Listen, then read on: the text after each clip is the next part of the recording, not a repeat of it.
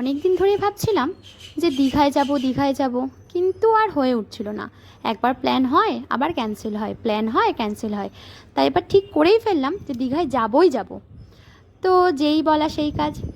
এই যে আমার হাজব্যান্ড ট্রলি গোছাচ্ছে, আর এখানে তো জামা প্যান্টের থেকে বেশি আমাদের প্যাম্পার্স নিতে হয় এখন। বাপরে, এটা তো আগে নিতে হবে। যদিও বা এখন আমার সোনা বড় হয়ে গেছে, সেরকম হয়ে যায় ও নিজে থেকেই আবার দিচ্ছে যে এইটা নাও ওটা নাও। আমরা কাউন্ট করছিলাম যে এতটা নিতে হবে। পরের দিন ভোরবেলা 4:20 ট্রেনে আমরা এখান থেকে বেরিয়ে গেছিলাম রানাঘাট থেকেই। যে আমার সোনার ননার সাইকেলে করে যাচ্ছিল, বাবা একটু আমাদের ছাড়তে যাচ্ছিল, কারণ অনেকটাই ভোরবেলার রাত। ওই যে কৌশিক যাচ্ছে, তো হেঁটে হেঁটে যাব। তার জন্য সোনা, আমাদের যেহেতু স্টেশন কাছেই, তো সোনা বলল যে মানে সোনার ঠাম বলল যে ইয়েতেই বসিয়ে দাও, সাইকেলেই বসিয়ে দাও। তো সোনা সাইকেলে করে, আর আমরা সবাই হাঁটি হাঁটি করতে করতে স্টেশন অবধি পৌঁছালাম। স্টেশনে ট্রেনও চলে এসেছিলো, কিন্তু তখনও ট্রেন ছাড়ার টাইম হয়নি, তাই আমরা আবার একটু বাইরে ঘোরাঘুরি করছিলাম।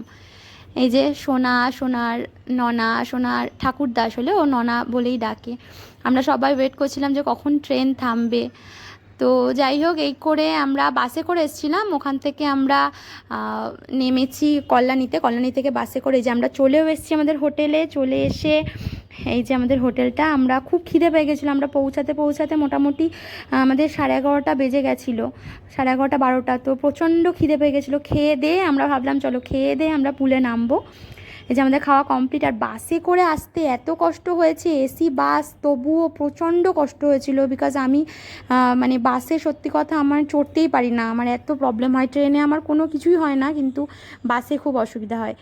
তো যাই হোক, আমার আর আমার সোনা দুজনের একটু শরীরটা খারাপ করেছিল বাসে, কিন্তু ওকে এখানে এসে জল দেখে আর একদম বিশাল মজা। তখন আর ভুলেই গেছি যে এতক্ষণ ধরে শরীর টরীর খারাপ ছিল বা কিছু। আর খেয়ে দিয়ে একদম শক্তি টক্তি নিয়ে আমরা নেমেছিলাম।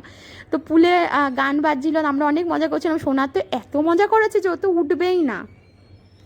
ও ও মানে পুলেই থাকবে। আমরা বলছি চলো, প্রায় 2 থেকে 3 ঘন্টা আমরা স্নান করেছি, তারপরেও সোনা বলছে না হবে না। তারপরে আমরা যাই হোক, খাওয়া দাওয়া তো হয়ে গেছিলো, রুমে গিয়ে ফ্রেশ হয়ে ঘুমিয়ে ঠুমিয়ে আবার আমরা সন্ধ্যাবেলা একটুখানি বিচে গেছি। এখানটা একটু বিচের এখানটা আবার তো বেশ ভালোই লাগছিল। এই যে দেখ কত লোক, বাপরে, মানে এর থেকেও আরও অনেক বেশি লোক ছিল।